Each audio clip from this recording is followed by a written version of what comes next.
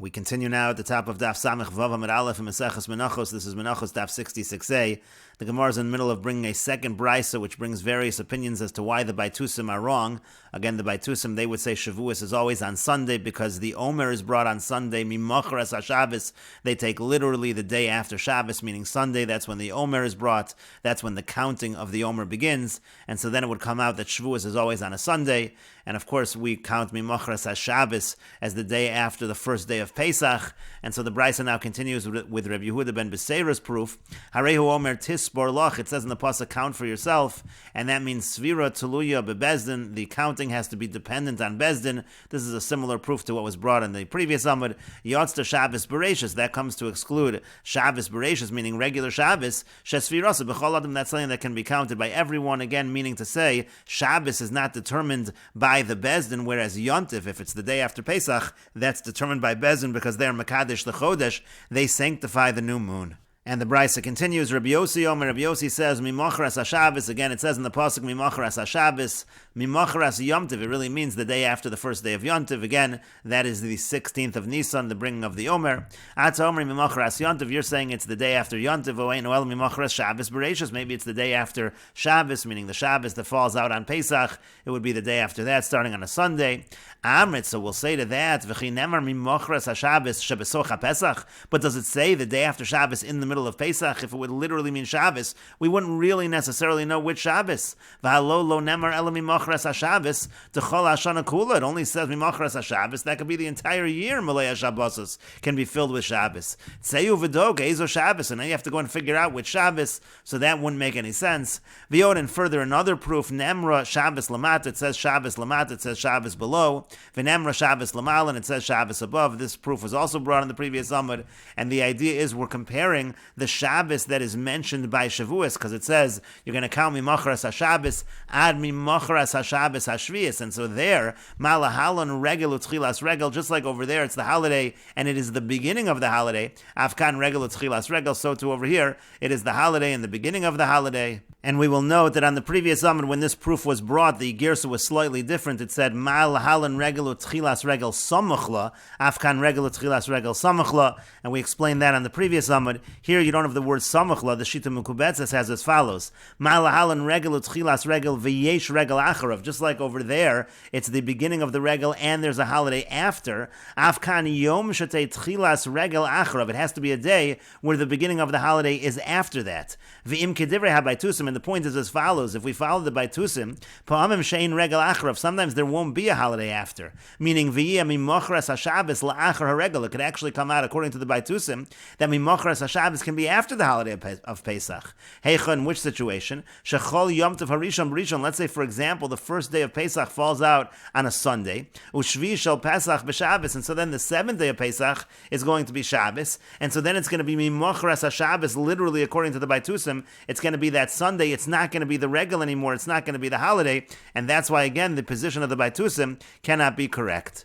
And the brisa continues. Rabbi Shimon ben Elazar Omer. Rabbi Shimon ben Elazar says, "Kasav echad Omer sheishes yamim tochal matzos." There's one pasuk that says for 6 days eat matzos. The Kasav echad Omer. Then there's another pasuk that says shivas yamim matzos tochelu, for 7 days eat matzos. Why is it 6 and 7? How do we explain that? Haketzad, how so? Matzah shiyata yochel laochla shiva min hachadash. Matzah which you cannot eat 7 days from the new grain. Ata yochel laochla shisha min hachadash. But you could have it for 6 days from the new grain. And so the idea is that even though you can't have 7 days from the new grain, because that first day of Pesach, the Omer was not yet brought, but the Omer is brought on the second day of Pesach. Again, that's a proof against the Baitusim. It's brought on the second day of Pesach. Now one can have from the new grain, that 6 days that one can have from the new grain. And Rashi explains, V'chi nemar mimachras Shabbos shebesoch haPesach. Again, does it say mimachras haShabbos, the Shabbos that's in the middle of Pesach? This was Rabbi Yossi's argument. The Teida shebeshabbos shel Pesach taschel limnos. Then you would know that you start counting from the Shabbos of Pesach. V'chol hashana malei haShabbosos. But all the entire year is full of Shabbos. V'yim tomar Shabbos mamish. So if you're going to say it means literally Shabbos, tzeyu v'dok eiza Shabbos. Then you have to figure out which Shabbos. Elavada yom tov shel Pesach. Or rather, it must be. It's talking about the yom tov of Pesach. Pesach. And matzah she'ata yochel la'ochla shiva min ha'chodesh ata yochel la'ochla shisha. Again, you can't have the matzah 7 days from the new grain, but 6 you can. Shalom mocher yikrav omer, because again, on the second day of Pesach, you're going to be able to bring the omer. V'im tamten ad la'achar haShabbos. Now, if you're going to wait until literally after Shabbos, so then it's going to be on the Sunday after whatever Shabbos, whenever Shabbos falls out on Pesach, nimtzos mevatel mikrazeh. You're going to end up nullifying this pasuk.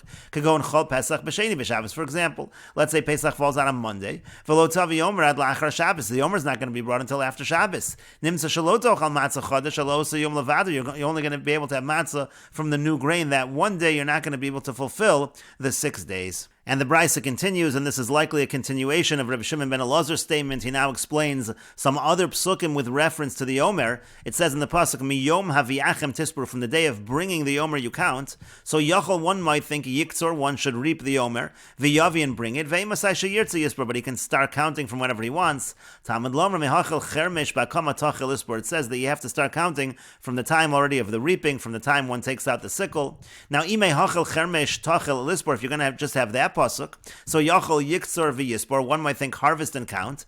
Ve'emosai sheyirtze yavi, then whenever he wants, he can actually bring the Omer. Talmud lomer miyom haviachem, the pasuk says from the day that you bring.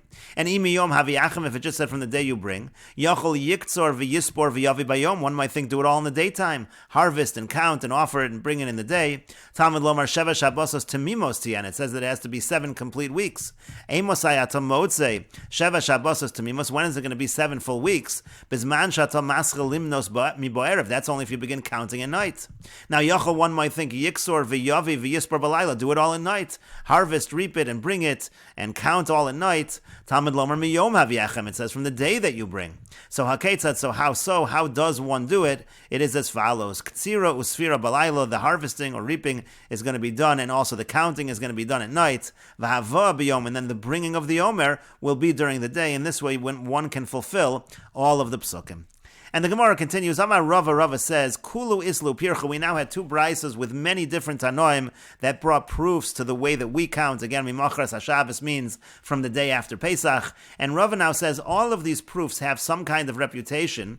Bar mitarti Tanoi Basroi, except for the last 2 Tanoim, Bein B'masnisa Kamaisa, Bein B'masnisa Basraisa, whether in the first Brisa, whether in the latter Brisa. In other words, there were 2 Brisas that were brought, and the last 2 opinions of each Brisa, those, the less those have no refutation, but all the other opinions have a kind of a refutation.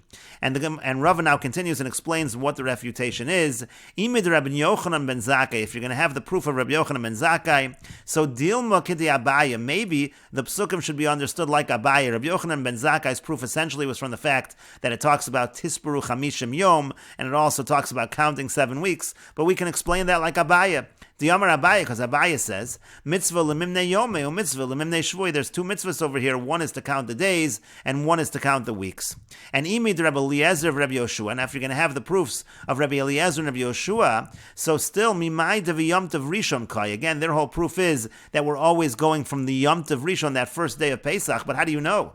Dilma bi yom tov acharon kai. Maybe we're going on the last day of Yom Tov. And to Rabbi Yishmael of Rabbi Yehuda ben Beseira, les lehu pircha. Rabbi Yishmael and Rabbi Yehuda ben Beseira, there is no refutation. And now imid Rabbi Yossi Rabbi Yehuda, if we're going to have the proof of Rabbi Yossi Rabbi Yehuda, now we're moving to the second brisa. So hava mina dilma chamishin levar mehani shisa. So maybe what it means is that it's 50 days, not counting those 6 days. Again, Rabbi Yossi Rabbi Yehuda, his proof was that if you compare the count this year to the year before, so let's say it's a year where actually Shabbos, like the Baitusim, it actually falls out that the first day of Pesach is on Shabbos, you're going to start counting then immediately after the first day of Pesach. You're going to start on Sunday, according to everyone. So then you're going to be starting essentially on the 16th of Nisan. But then in a different year, if you're going to always be going by Shabbos, it's not going to be the 16th. It's going to be off. It's not going to be exactly 50 days when comparing to the year before. And so essentially we can argue back to that, but maybe it is 50 days because we don't count those 6 days. You don't count those other days. You always count 50 days from when you're counting from. And Imid Rabbi Yehuda ben Beseira, if you're going to bring from Rabbi Yehuda ben Beseira, there you have the same refutation as above. Mimai devi yom tov rishon kai. How do you know that it's the first day of Yom Tov of Pesach? Dilma b'yom tov achron kai. Maybe it's the last day of Yom Tov.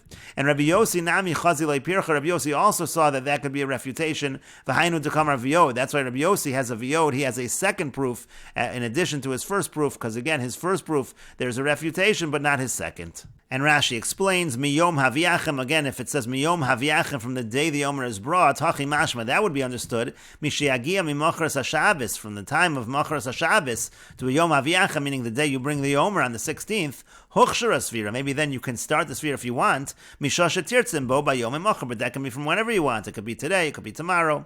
Talmud Mehachel Chermesh, it says Mehachel Chermesh, that's by the reaping, Mashma La'achar Ktsira, that sounds like after the reaping of the Omer, V'kodem Hava Tachel Isper, but before bringing it, you should bring into count. Talmud Miyom Haviachim, it says Miyom Haviachim, the Mashma Lochshra Sfira Elam Mishiagia Yom Hava, that sounds like the Sfira is only from the day of the bringing of the Omer. Miyom Haviachim, the Darshin and Hashad, the Shloshtan Hukvu Kachad Yachol Shloshtan B'Yom, but then one might think everything's done during the daytime, not at night.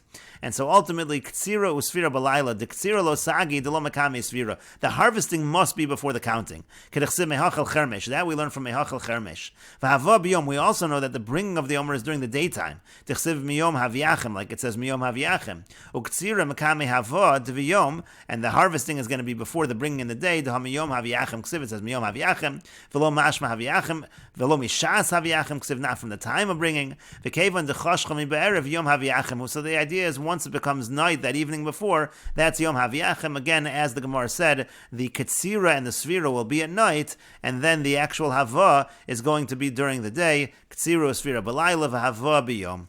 And then Rava made the statement, Shrei Tanoi de Basraisa. You have the two last Tanoim of the first Brisa, and also the two last Tanoim of the latter Brisa, the second Brisa. V'hainu v'od Rabbi Yossi v'Reb Shimon Elazar. That refers to the v'od of Rabbi Yossi, because again, Rabbi Yossi had a v'od. In the Brisa, Rabbi Yossi says, Mimochras HaShabbos, Mimochras Yontav, and brings his first proof, and then says, V'od Nemra Shabbos Lamata. That v'od, that is one of them that is not refutable. The first thing that Rabbi Yossi says, there is refutation to it, but the v'od, there's no refutation, and then Reb Shimon ben Elazar, there's no refutation as well. And then Rava goes through each of the Tanoim. Imid Rabbi Yochanan ben Zakkai, Diyolaf Misheva Shabbos v'Chamishim Yom. Again, Rabbi Yochanan ben Zakkai in the previous Amud, he learned from the fact that one pasuk says 7 weeks and the other says 50 days. Hahu dechad kro amar Yomim v'chad kro amar Shabbos mi boile l'chad Abaya. That could just be for Abaya, that there's a mitzvah to count days and a mitzvah to count weeks. And Imid Rabbi Eliezer d'amar Tluya beBezdin, he said it has to be dependent on Bezdin.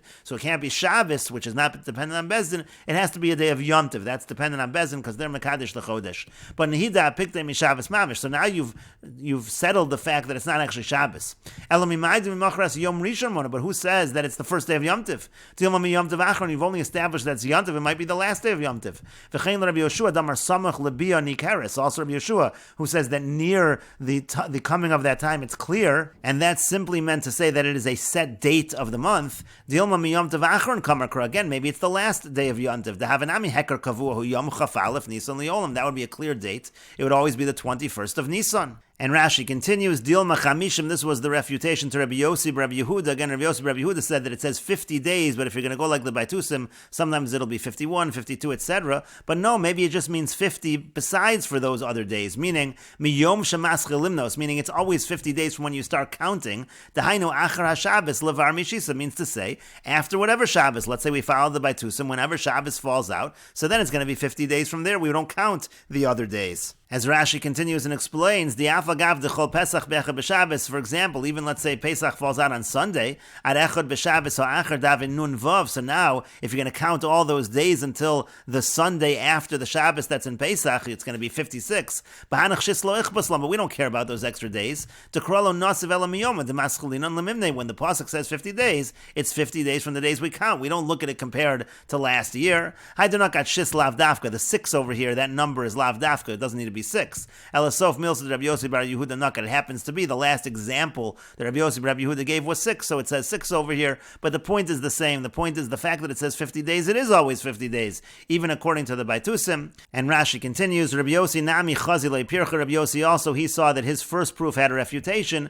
V'hainu Tekamar V'yod. That's why he brought a second proof. And then also Rabbi Shimon ben Elazar, his proof has no refutation. We'll take a look at the Shita Mekubetzes over here. Chazile L'didei Hai Pircha means Rabbi Yossi saw that he could refute his first proof, because Mai Dekamar Tseu Vidok. Again, Rabbi Yossi said, go check all the Shabbos of the year. It doesn't say which Shabbos, you wouldn't know which Shabbos. But again, Hoikal Mifrach, one could ask on that proof, Nehid Delav Shabbos Mamish. Granted, you've now shown that it's not actually Shabbos. Elami Mai De Yom Tov Rishon, but how do you know it's the first day of Yom Tov Pesach? Dilma Yom Tov Achron. Maybe it's the last day of Yom Tov Pesach, as we saw that refutation earlier. V'hainu Dekamar V'yod, and that's why, again, Rabbi Yossi says V'yod. That's why he brings a second proof.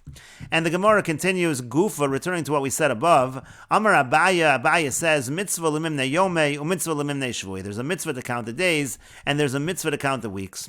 Rabbanan Devei Rav Ashi, the Rabbanan in the yeshiva of Rav Ashi, Manu Yomei Umanu Shvui. They counted the days, and they counted the weeks. Ameimar Mani Yomei V'lo Mani Shvui. Ameimar, he would count the days and not the weeks, because Amar, he said, Zeichel HaMikdashu, counting the Yomer is just a remembrance of the Beis HaMikdash. It's not a Doraisa, and therefore we don't need to be so strict. Rashi explains, Ameimar Moni Yomei V'lo Shavui Amar, Haimin Yonah Dahashta Lav Chovahu. Ameimar said the counting nowadays is not an obligation to like Omer, because there's no Omer, we don't bring the Omer. Elizecher LaMikdash B'Almo is just a remembrance of the Mikdash, Hilgach B'Yomei Sagi, therefore it's sufficient to just count the days. And the Gemara continues with the Mishnah. The Mishnah continues to describe the process of bringing the Omer. Katzru, they reaped it, v'nasnu bekupos, and they put it in baskets, heviyu la'azara, and they brought it to the Azara, the courtyard of the Beis HaMikdash, v'hayu mahavin oso ba'or, and they toasted it in fire, k'dei l'kayim bo mitzvahs koli, in order to fulfill the mitzvah, that it should be koli, that it should be toasted. Divrei Rabbi Meir, these are the words of Rabbi Meir. And Rashi explains, Umahavavin ba'azara b'shibolim. The point over here is it was still in its stalks when they toasted it in the Azara, in the courtyard of the Beis HaMikdash, according to Rabbi Meir. But v'chachamim omrim, the chachamim say, b'konim u'v'kulchos chovden oso. They wouldn't toast it while it was on its stalks. First, they would hit it, b'konim, which are reeds, b'kolchos, which are stems, and they would hit it, kedei shelo yismach. And the reason why they used konim, which are soft, is in order that it shouldn't be crushed. Rashi explains, v'chachamim omrim b'tchila choften.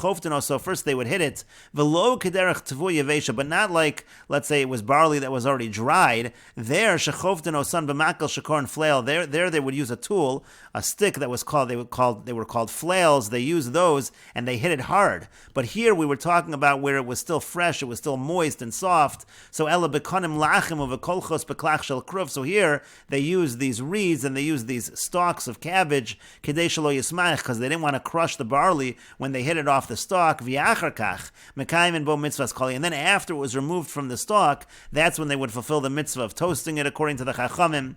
As the chachamim continue, nisanu la'avav, then they put it into the avav, which was a particular kind of vessel. It was made out of copper. V'avav haya menukav, in this hollow tube, this avav, it had holes in it, kedeshia or sholet bekulo. That way the fire could rule over, so to speak, the entire thing. It can touch everything, and that's how they fulfilled the pasuk which said that it should be toasted. Rashi explains, Nostin oso ba'avav klishal nechoshes. This was a copper vessel. V'zeh, that's what its name was. It was called an avav, and so that's when they fulfilled. They put the barley into this vessel and they toasted it in there. And then shatchu ba'azara, then they spread it out in the courtyard of the Beis HaMikdash. V'haruach min hasheves bo, and the wind would blow against it. And then nasnu l'reichayim shel grusos, they would then put it in the mill. This was a mill that was used for beans. Rashi will explain in a moment. V'hotziu mimenu isaron, and then they would bring from there the isaron, a flour from the barley. Shumanufa b'shlosh esrei naf, it was sifted in 13 sieves. V'hashar nifta, now whatever was left, because they were sifting out the isaron, so you now had a bunch that remained that they weren't using from the omer. It was only the finest flour that was used for the omer, so all of the rest would be redeemed. V'nechol l'chol adam, and it could be eaten by anyone. V'chayiv b'chal, and it was chayiv in chala, upater min ha'maiser, but it was exempt from maiser. We'll see Rashi in a moment. Rabbi Akiva mechayiv b'chala uva maiser. Rabbi Akiva said it was chayiv both in chala and in maisros. And Rashi explains, shel grusos, they specifically ground it up in a mill that was for beans. Shelo hayu tochnos dak el av. The point was, they didn't want to grind it very small. They wanted it to be ground in a way where it was coarse bran. Shekein derech hasolas. That was the way to do it if you're going to eventually get the fine flour. Ugrusos hainu lashon grisen shetochnen ben Poland. Grusos has to do with beans. This is what they would use to grind beans. Ve'in motzia el haklipa ben nofa mehagarin and ba'atzman. The point over here is, it would just take take off the husk, and that's all they wanted to do. Shem yitchenu yafe, let's say they would grind it up very fine. So yavor kol haklipa, we'll take a look at the shita mekubetzes. It really should be subin shel haklipa. Then even all the bran that's with the husks, that's all going to get ground up if they did that. Shem yitchenu yafe yavor subin shel kol haklipa benofe masola. So then it would be so small that you'd end up having the bran go through in the sieve together with the fine flour. They wouldn't be able to use the sieve properly if the pieces were too small, because everything would then go through. So they wanted to grind it in a fashion where the pieces were still large, and they'd be able to sift out the solas, the finest flour. V'al shem kach nikris geras carmel. That's why it's called geras carmel. The point is that it was a coarse bran. And Rashi continues, Shlosh Esrei Nafa, they use 13 sieves, Mefarish Be'ela Menachos, this is explained later on in Eila Menachos, Bedaka, Begasa, Bedaka, they alternated between small and large, V'chayiv B'chala, and it was obligated in Chala, again, this was the opinion of the Tanakam, it's obligated in Chala, and Potter from Meiser, Rashi explains, T'chiyav Chala Hainu Gilgul De'isa, the Chiyav of Chala sets in when they roll the dough, when they knead the dough, V'gilgul Shel Zu B'yad Hedyodhu, La'achar Shanifta, now over here, again, they sifted out the proper flour. Then by the time they actually did the Gilgal Ha'isa, by the time they needed the dough, it already belonged to the Hedyot. It was already redeemed from Hektish, and so therefore it's going to be Chayiv and Chal. It's not considered Biyad Hektish, it's Biyad Hedyot. If there would be the Gilgal Ha'isa while it was still Hektish, then it would be Potter from Chala, because Hektish is Potter from Chala, but here, that takes place Biyad Hedyot, so therefore it's Chayiv and Chala. However, Upotter Mina Maisers, but it was exempt from Meiser, this extra part of the barley, this extra part of the flour that wasn't the fine flour for the Omers, Potter from Meiser. Why? To Meiruach, which is smoothing out the pile, that's the final part of the process, Hu Biyad Hektish, that actually took place in the hands of Hektish, Umeiruach Hektish, now as long as the Meiruach took place while it was still Hektish, Poter Min HaMeiser, that exempts from Meiser, Kin Mefarish B'Gemara, as the Gemara explains. So again, essentially, when it came to this flour that was not used for the Omer, so the finishing part of the process of the flour, which is smoothing it out in a pile, in terms of Meisers, that took place while it was still Hektish. And so therefore, with regards to that, it was Potter from Meisers. But then when it gets to the stage already of the Gilgul Ha'isa, of the rolling, of the kneading of the dough, so then already at that point in time, it was Biyad Hedyot, it was no longer Hektish, it was already redeemed, and therefore it is going to be Chayiv in Chala. And Rabbi Akiva Omer, again, Rabbi Akiva says that it's Chayiv both in Chala and Meisers Mefarish B'Gemara. That will be explained in the Gemara. And the Gemara says, Tanu Rabbanan, the sages taught in a Braisa, Aviv, it says in the Pasuk, Aviv, Ze Aviv, that refers to Aviv. Rashi explains, Ze Aviv means Kolomar Reishis Katzir, means to say it's the beginning of the harvest. And Koloi Ba'esh, Malamid Shayu Yisrael, Mahavin Oso Ba'esh, when it says Koloi Ba'esh, it means it's toasted in fire. Kedei Lakayim Bo, Mitzvahs Koli, that fulfills the mitzvah of Koli. Divrei Rabbi Meir, these are the words of Rabbi Meir. Again, Rabbi Meir holds that it is toasted when it is still in stalks. V'chachamim Omer, and the Chachamim say, and we will continue with this discussion in the next video on Daf Samech Vav Amud Beis.